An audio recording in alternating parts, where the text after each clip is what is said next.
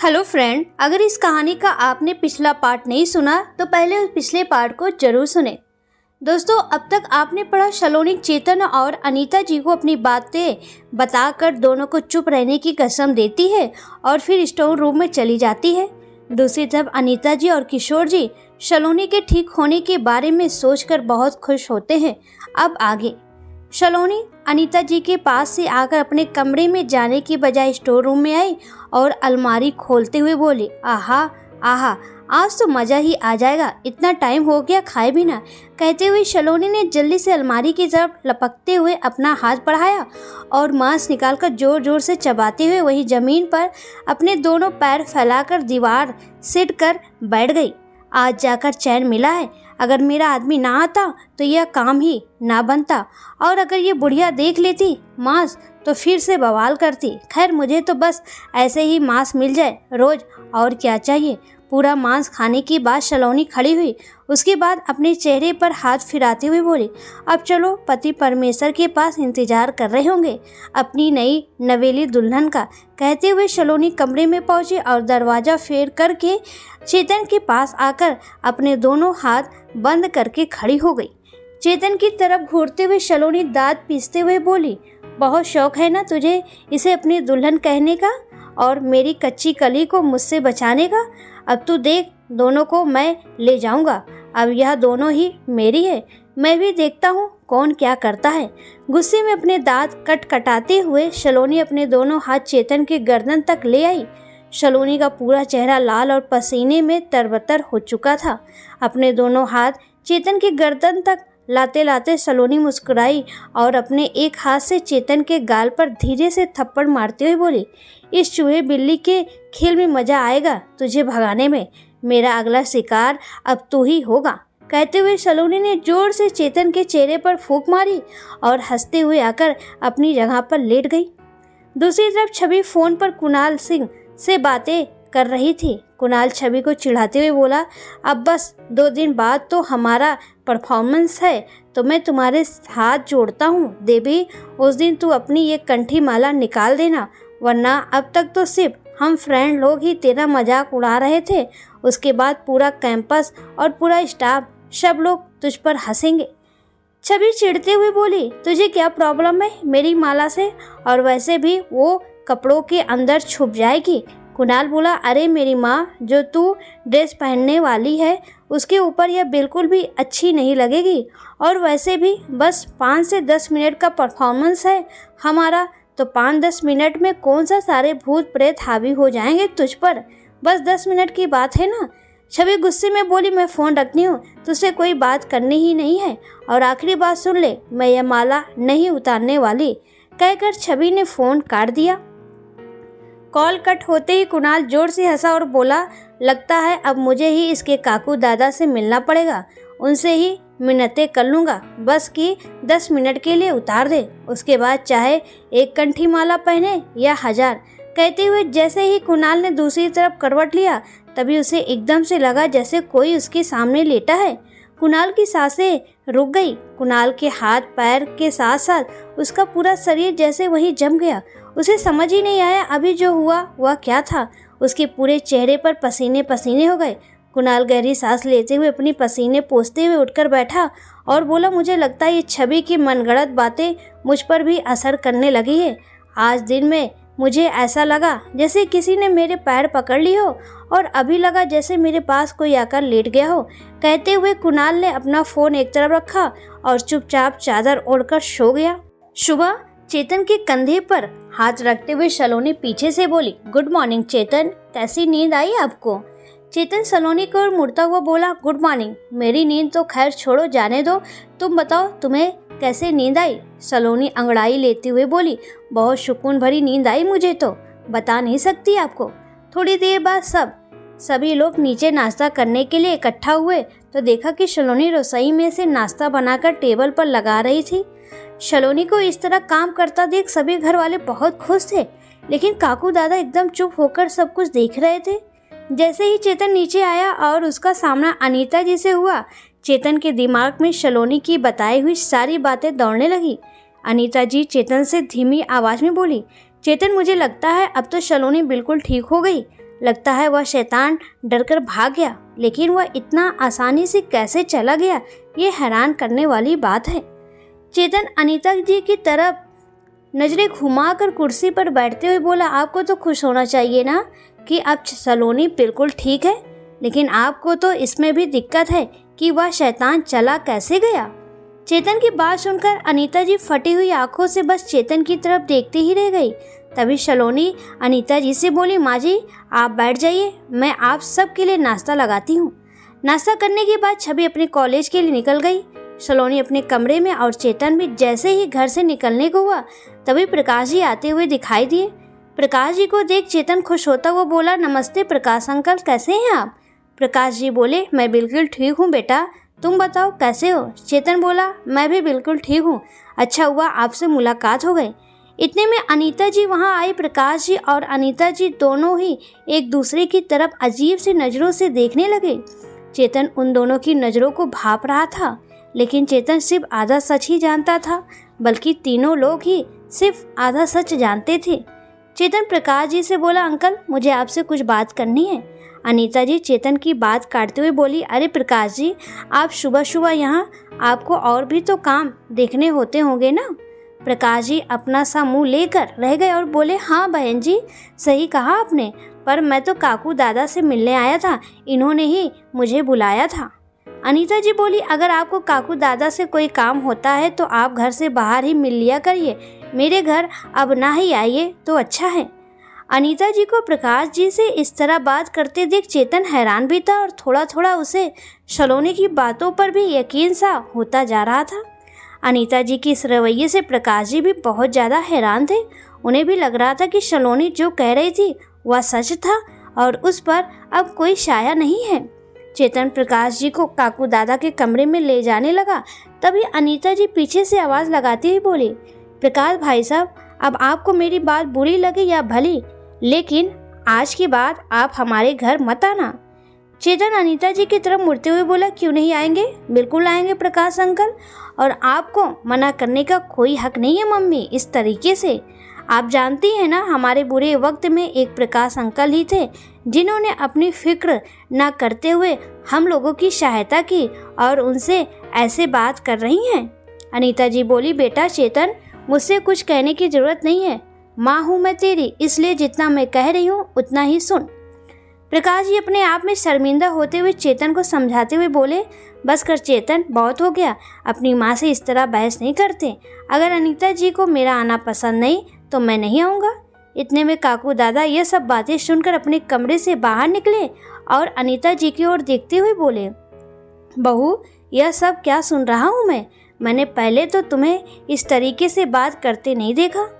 अनीता जी अपनी नज़र झुकाकर बोली, माफ़ करना काकू दादा, मुझे आपके सामने इस तरीके से बात नहीं करना चाहिए, लेकिन मैं इतना साफ साफ कह देती हूँ कि प्रकाश जी अब से हमारे घर नहीं आएंगे।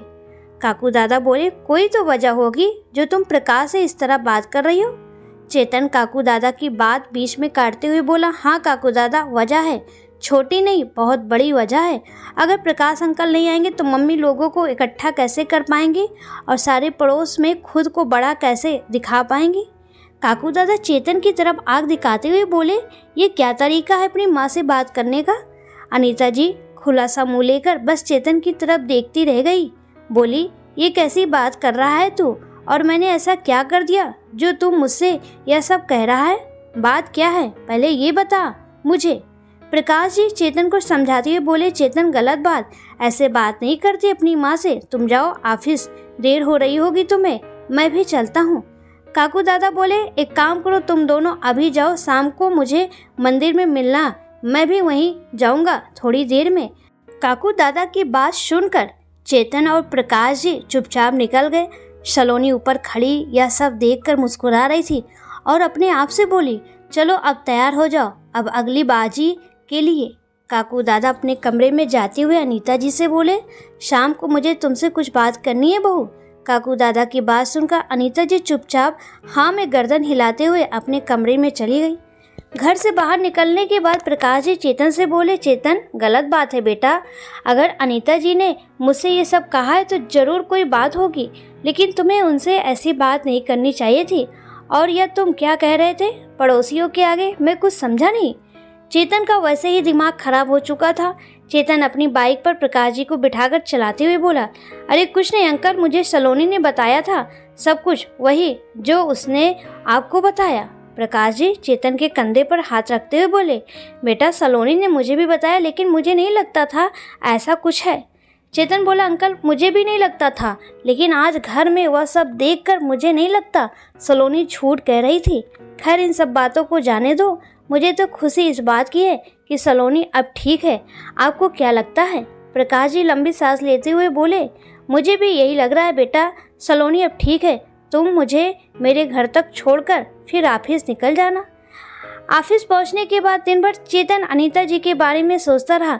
उसे यकीन ही नहीं हो रहा था कि अनीता जी ऐसा भी कुछ कर सकती हैं। सलोनी की बातें चेतन के दिलो दिमाग में पूरी तरह हावी हो चुकी थी। दोपहर के बाद चेतन के फ़ोन पर छवि का फ़ोन आया। फ़ोन उठाते ही चेतन हैरानी से बोला, क्या बात कर रही हो छवि? ऐसा कैसे हो सकता है? उसे तो मैं सुबह घर पर छोड़कर आया था। अच्छा एक काम करो, तुम रुको, मैं वहाँ पहुँचता हूँ। इतना कहकर चेतन छवि के कॉलेज की तरफ निकल गया। वहाँ जाकर उसने देखा सलोनी छवि, कुणाल और उसके दोस्तों के साथ बैठकर गप्पे लड़ा रही थी। चेतन सलोनी को इस तरह हंसता देख एकदम से खो गया। तभी चेतन के फ़ोन पर फिर से छवि का फ़ोन बजा। छवि बोली, भैया कहाँ हो आप और कितनी देर लगेगी? चेतन बोला, मैं तुम लोगों की कैंटीन के बाहर ही खड़ा हूँ, मैं अभी अंदर नहीं आऊँगा, तू बाहर आ, फिर मुझे बता सब कुछ हुआ क्या। छवि सबके पास से उठते हुए बोली, तुम लोग तब तक बातें करो, मैं बस अभी आई, थोड़ा काम है। इतना कहकर छवि चेतन के पास आई।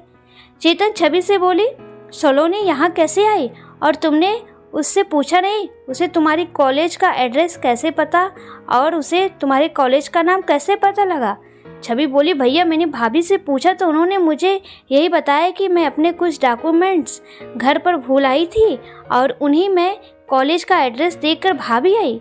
चेतन बोला, तुझे ज़रूरत थी क्या डॉक्यूमेंट्स की, या फिर तूने फ़ोन किया था घर पर? छवि बोली, नहीं भैया मुझे ऐसा कोई काम नहीं था उनसे, लेकिन भाभी ने कहा तो मैं सबके सामने मैं क्या कहती, इसलिए मैंने आपको फ़ोन करके बुलाया। लेकिन भाभी जिस तरीके से सबसे बात कर रही हैं, लगता नहीं भाभी के साथ हुआ सब। कहकर छवि चुप हो गई। चेतन बोला, हाँ लगता तो मुझे भी नहीं है कि सलोनी पर अब वो शैतान है। देखो किस तरीके से मजाक कर रही है तुम सबके साथ। मुझे लगता है बिल्कुल ठीक हो गई है। तुमने बताया तो नहीं कि मैं यहाँ आया हूँ?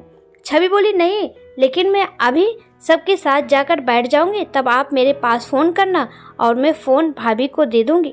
चेतन बोला, सलोनी का फ़ोन कहाँ है? छवि बोली, भाभी तो अपना फ़ोन आजकल रखती ही नहीं है अपने पास। अंदर कैंटीन में सभी लोग सलोनी के साथ इस तरह से घुल मिल गए थे मानो जैसे सलोनी को वह लोग कब से जानते हों। कुणाल बोला, वैसे मानना पड़ेगा भाभी, आपसे बात करके लगा ही नहीं कि हम सब लोग आपसे पहली बार मिल रहे हैं। इतने में छवि भी आकर उन लोगों के साथ हंसने लगी। तभी छवि के फ़ोन पर चेतन का फ़ोन आया। छवि ने फ़ोन सलोनी को दिया। फ़ोन रिसीव करते ही सलोनी ने चेतन को कुछ कहने का मौका ही नहीं दिया और बोली, चेतन आप जहाँ कहीं भी हो जल्दी से छवि के कॉलेज आ जाइए, मैं वहीं पर हूँ। घर पर बोर हो रही थी और छवि के कुछ डॉक्यूमेंट्स भी थे, उन्हें देने मैं उसके कॉलेज आ गई हूँ। चेतन बोला, हाँ मैं भी उसी तरह हूँ, बस 5 मिनट में आता हूँ। थोड़ी देर बाद चेतन भी उन सब लोगों के साथ आकर बैठ गया। काफ़ी देर तक सभी लोग हंसी मजाक करते रहे। थोड़ी देर बाद सभी लोग सलोनी को बाय कहकर और फंक्शन में इनवाइट करके चले गए। अब सिर्फ कुणाल, छवि, चेतन और सलोनी ही बाकी थे। कुणाल उठते हुए बोला, मैं आप सबके लिए कॉफ़ी लेकर आता हूँ। कुणाल के जाने के बाद सलोनी चेतन का हाथ पकड़कर छवि की तरफ देखते हुए बोली, आई एम सो सॉरी, मैं तुम दोनों से माफ़ी मांगती हूँ, मुझे माफ़ कर दो, मुझे ऐसे झूठ बोलना नहीं चाहिए था। छवि जैसे ही कुछ कहने की हुई, सलोनी बोली, मैं जानती हूँ छवि, तुम्हें उन डॉक्यूमेंट्स की ज़रूरत नहीं थी, लेकिन सबके सामने मुझे ये कहने में अजीब सा लगा कि मैं घर पर बोर हो रही थी, इसलिए यहाँ गई। दरअसल मेरा घर पर बिल्कुल भी मन नहीं लग रहा था। बाहर हॉल में तुम्हारे कुछ डॉक्यूमेंट्स पर तुम्हारे कॉलेज का एड्रेस था तो मैं यहाँ आ गई। शायद तुमने सुबह रख दिए होंगे टेबल पर। छवि सलोनी की तरफ मुस्कुराते हुए बोली, इट्स ओके भाभी, कोई बात नहीं, मैं समझ सकती हूँ आप घर पर बोर हो रही होंगी। चेतन भी बोला, अरे कोई बात नहीं, इसमें माफ़ी मांगने की कोई ज़रूरत नहीं है, लेकिन अगर तुम बोर हो रही थी तो मुझसे कह देती, मैं तुम्हें कहीं घुमा लिया जाता। सलोनी बोली, नहीं, मुझे अच्छा नहीं लगा कहने में आपको, ऑफिस में भी तो ज़रूरी है ना। इतने में कुणाल काफ़ी लेकर आ गया। सभी लोग और काफ़ी पीते हुए बातें करने लगे। तभी सलोनी बाहर इधर देखकर चेतन के कंधे पर हाथ मारते हुए तेज आवाज़ में बोली, देखिए चेतन, चेतन वो देखिए कितना प्यारा खरगोश है, मुझे बहुत अच्छा लग रहा है, प्लीज़ मुझे लाकर दीजिए ना, हम उसे अपने घर ले जाएंगे। चेतन सलोनी की तरफ देखकर बोला, कैसी बात करती हो तुम सलोनी, ये खरगोश शायद कॉलेज वालों का होगा, वो नहीं देंगे हमें। सलोनी मायूस होते हुए बोली, प्लीज़ चेतन, आप मेरे लिए इतना भी नहीं कर सकते। छवि जाओ ना अपने भैया के साथ, वह खरगोश ले आओ ना, देखो कितना अच्छा लग रहा है। छवि उठते हुए चेतन से बोली, अरे भैया, भाभी ने पहली बार तो कुछ मांगा, शादी के बाद उसमें भी आप ऐसे नखरे कर रहे हैं। चलिए हम पार्क से खरगोश भाभी के लिए लेकर आते हैं, कोई कुछ कहेगा तो उनसे बात कर लेंगे। इतना कहकर चेतन और छवि खरगोश लेने के लिए बाहर चले गए। सलोनी चमकती हुई आंखों से अभी भी उस खरगोश को देखी जा रही थी। कुणाल सलोनी की आंखों के सामने चुटकी बजाते हुए बोला, अरे भाभी, मैं भी बैठा हूँ इधर, आप मुझसे बात कर सकती हैं, इतना भी बुरा नहीं हूँ मैं, लेकिन खैर जाने दीजिए, मुझे लगता है आपको खरगोश ज़्यादा पसंद आया। सलोनी खरगोश की ओर देखते हुए मुस्कुरा कर बोली, अरे तुम्हें क्या पता यह मुझे कितना पसंद आया, और इससे खाकर तो मज़ा ही आ जाएगा। कहकर सलोनी एकदम से खास उठी। कुणाल बोला, क्या मतलब, आप इसे खाओगे? सलोनी कुणाल के चेहरे के आगे अपने नाखून दिखाते हुए बोली, तुम कहो तो तुम्हें भी अपना शिकार बना लो। कहकर सलोनी जोर से हंस पड़ी। कुणाल पहले तो थोड़ा सोच में पड़ा, लेकिन फिर सलोनी के हंसने के बाद हंसते हुए बोला, क्यों भाभी, आपने तो डरा ही दिया, लेकिन आप मजाक भी डेंजरस वाले करती हैं। सलोनी गंभीर आवाज़ में कुणाल से बोली, मेरा मजाक जाने दो, लेकिन जो मजाक किस्मत तुम्हारे साथ कर रही है उसका क्या करोगे तुम? कुणाल एकदम से हैरान होते हुए बोला, किस्मत और मजाक मेरे साथ? मैं कुछ समझा नहीं भाभी। सलोनी मुस्कुराते हुए बोली, अब इतने भी नासमझ नहीं हो तुम जितना बन रहे हो। कुणाल फिर से हैरान होते हुए बोला, सच में भाभी, मुझे कुछ समझ नहीं आया, आप क्या कहना चाह रही हैं? जो भी कहना चाहती हैं आप खुलकर बोलिए। सलोनी बोली, तो बताओ फिर कितना प्यार करते हो छवि से? सलोनी की बात सुनकर कुणाल को एकदम से खांसी आने लगी। हंसते हुए बोला, क्या भाभी, ऐसा मजाक कर रही हैं आप? सलोनी बोली, पहले शांत हो जाओ, अपनी खांसी बंद करो, और जो मैं पूछ रही हूँ वह बताओ। कुणाल पानी का गिलास उठाकर 2 घूंट पीते हुए बोला, हाँ, अब आप पूछिए, क्या पूछना है आपको? सलोनी बोली, हाँ तो बताओ, प्यार करते हो ना छवि से? कुणाल बोला, आपसे किसने कहा ऐसा? छवि ने कहा क्या? सलोनी अपनी लटों को सही करते हुए बोली, छवि ने तो ऐसा कुछ कहा नहीं है, और मुझे लगता भी नहीं है तुम दोनों में से किसी को कुछ कहने की ज़रूरत है। तुम्हारी बातों से, आंखों से सब कुछ साफ साफ पता चलता है। सच सच बताओ, तुम दोनों प्यार करते हो ना एक दूसरे से? कुणाल बोला, भाभी, जब आपको सब कुछ पता है तो अब मैं क्या ही कहूँ। सलोनी बोली, तो बताओ फिर शादी करना चाहते हो छवि से? कुणाल शर्माते हुए बोला, क्या भाभी, आप तो डायरेक्ट रिश्ते की बात करने आई हैं? सलोनी बोली, जल्दी बताओ, चेतन आ जाएंगे तो फिर मैं बात नहीं कर पाऊंगी उनके सामने। कुणाल बोला, हाँ भाभी, करना चाहता हूँ, लेकिन अभी तो हमारा कॉलेज चल रहा है। सलोनी थोड़ा खामोश होकर बोली, कर नहीं पाओगे, करना चाहते हो लेकिन? कुणाल फटी सी आंखों से सलोनी की तरफ देखते हुए बोला, मैं कुछ समझा नहीं भाभी, मैं शादी करना चाहता हूँ छवि से। सलोनी बोली, तुम चाहते हो लेकिन छवि नहीं कर सकती, और अगर वह चाहती भी है तो भी नहीं करेगी तुमसे शादी। कुणाल बोला, भाभी, आप ऐसा क्यों बोल रही हैं? सलोनी बोली, हमारे काकू दादा, शायद तुम जानते होगे उनके बारे में, उन्होंने छवि के गले में जो माला पहनाई है उसकी वजह से छवि कभी तुम्हें अपने करीब नहीं आने देगी, और न ही कभी तुम शादी कर पाओगे उससे। कुणाल फिर से पानी का घूंट पीते हुए बोला, क्या क्या बात कर रही हैं भाभी आप? हाँ, मैंने सुना है छवि के मुंह से काकू दादा के बारे में, लेकिन वह ये सब सोचकर ऐसा कुछ करे होंगे, इस बारे में सोच भी नहीं सकता, पर उन्हें हमारी शादी से क्या दिक्कत? सलोनी थोड़ा और गंभीर होते हुए बोली, यह हमारी कुछ घर की आपसे बात है, तुम्हें नहीं बता सकती, लेकिन जो मैं बता सकती थी वह मैंने तुम्हें बता दिया, अब आगे तुम जानो। कुणाल सलोनी से रिक्वेस्ट करते हुए बोला, प्लीज़ भाभी आप ही कुछ सलूशन दीजिए ना, मैं छवि से बहुत प्यार करता हूँ, मैं उसी से शादी करना चाहता हूँ, आप जो कहेंगे मैं करूँगा, आप कहो तो मैं काकू दादा से बात करूँ। सलोनी तेज आवाज़ में बोली, नहीं बिल्कुल नहीं, ऐसा सोचना भी मत, अगर तुम शादी करना चाहते हो तो किसी भी हाल में तुम्हें छवि के गले से वो माला निकालनी होगी, उसके बाद मैं संभाल लूँगी। कुणाल हंसते हुए बोला, बस इतनी सी बात, ये तो मेरे दाएं हाथ का खेल है, आप देखना कल कैसे फंक्शन के दौरान या फिर उससे पहले ही मैं छवि के गले से वो माला उतरवा दूंगा, और प्लीज़ आप कल हमारा फंक्शन देखना जरूर आना। सलोनी गहरी मुस्कुराहट के साथ बोली, तुम उसकी फिक्र मत करो, मैं ज़रूर आऊँगी, बस तुम इतना ज़रूर कर देना। इतने में चेतन और छवि वहाँ आ गए। चेतन सलोनी की गोद में खरगोश रखते हुए बोला, यह लो तुम्हारी अमानत, बहुत परेशान कर दिया इसने, कितना भागता है ये। छवि हंसते हुए बोली, भाभी भैया तो अभी से परेशान हो गए। सलोनी खरगोश को गोद में लेकर बहुत प्यार से दुलारने लगी। चेतन बोला, अब अगर खरगोश से सारा दुलार हो गया हो तो घर चले। छवि बोली, हाँ भैया आप भाभी को लेकर जाओ, मैं ऑटो से आ जाऊंगी। सलोनी खड़े होते हुए बोली, मैं तुम्हारे भैया के साथ निकल रही हूँ, तुम कुणाल के साथ आ जाना, ओके। इतना कहकर सलोनी चेतन का हाथ पकड़कर बाहर आने लगी। चेतन बोला, छवि भी हमारे साथ ही आ जाती। सलोनी बोली, थोड़ा वक्त मुझे भी दे दीजिए। चेतन बोला, क्या बात है, आज तो तुम अलग ही मूड में हो, और तुम्हारा खरगोश कहाँ है। दोस्तों आगे की कहानी हम नेक्स्ट पार्ट में लाएंगे, तो आप लोग प्लीज़ देखना ना भूलें।